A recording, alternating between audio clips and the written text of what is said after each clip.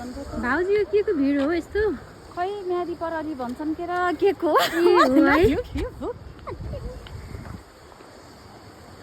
अहिलेको महाचुनावको लागि तयारी गर्दै म्यादी प्रहरी होइन कि भाउजू के हो निर्वाचन प्रहरी अहिले त तिमी आफै म्यादी परली भन्छु त अनि ए होइन मैले बिर्सेछु कि निर्वाचन प्रहरी भन्छन् यसलाई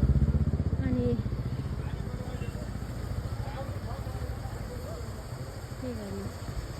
यहाँ त डिग्री होल्डर पनि छन् रे कि भाउजू अब पढाइ मात्रै भएर के गर्ने कि जागिर नभएपछि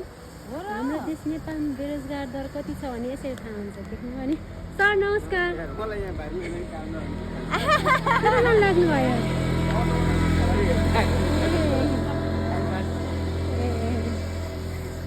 हाम्रो नारायण सर